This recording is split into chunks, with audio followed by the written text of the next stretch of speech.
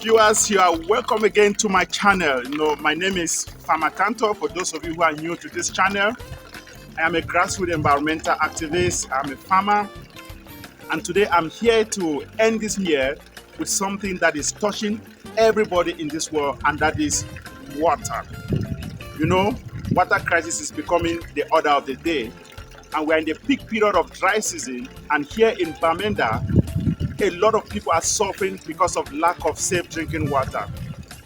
At times, I always imagine in the 21st century, there are more than 2 billion people in the world that do not have access to safe drinking water. And at times, I'm always worried, with all the resources in the world, why do people still die every day because of lack of potable water? And I'm here on a mission to ensure that everyone should have access to safe drinking water. Recently, I was in Kenya to train a community on water conservation.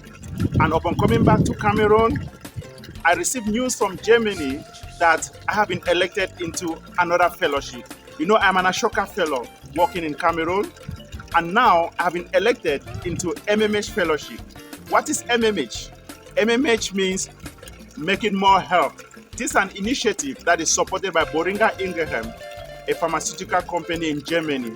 And the Making More Health Fellowship is empowering us fellows to see how we can solve social problems in the world. And now, I am a fellow working on water conservation.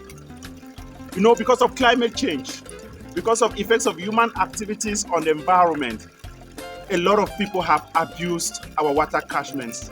Trees have been cut down due to development. Rivers are drying up due to climate change. And now, people are suffering because there is no drinking water. Viewers, only 3% of world water is fresh water. The rest 97% is salty water in oceans and all the like. And now we are facing water crisis. What if 3% of world water drops down to 2% and to 1% because we have abused our water sources?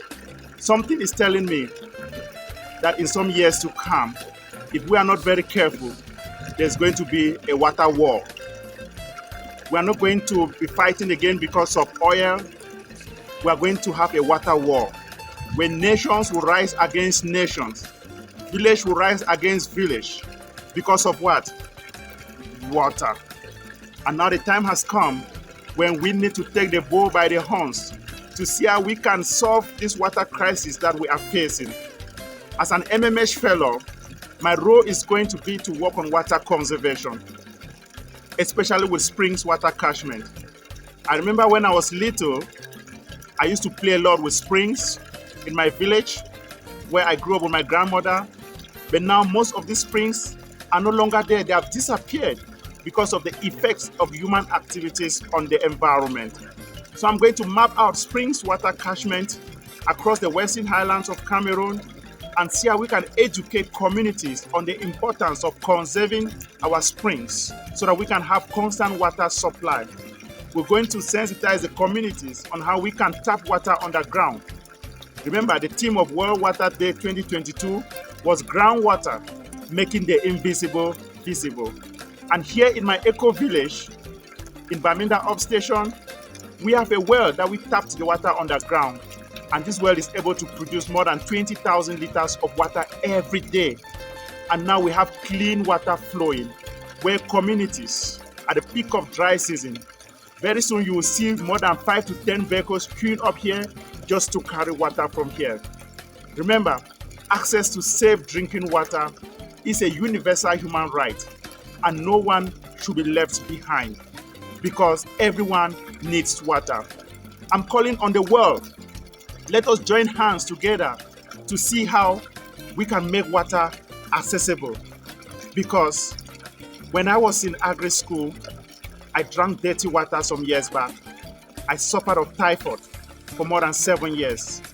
This traumatized me and I almost died. And it became a turning point in my life.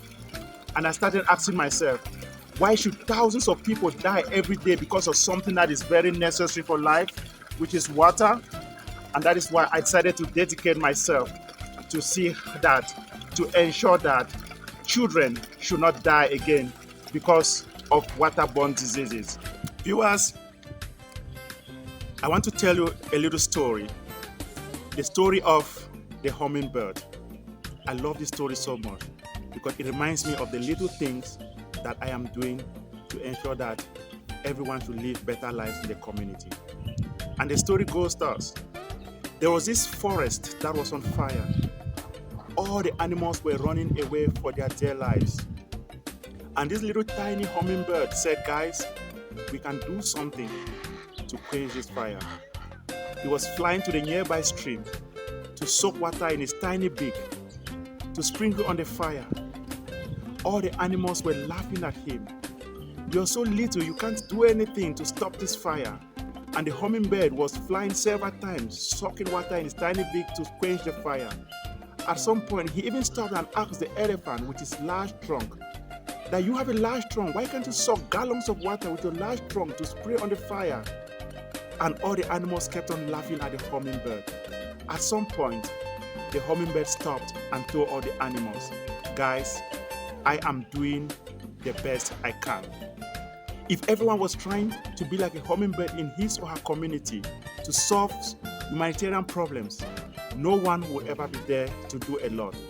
So let us all join hands and be like the hummingbird and do the best that we can do. I am a hummingbird. I am doing the best I can. Please, if you are new to my channel, do me a favor to subscribe, like, share this video, and don't forget to click the notification bell so that you won't miss any of our future videos. Water is life.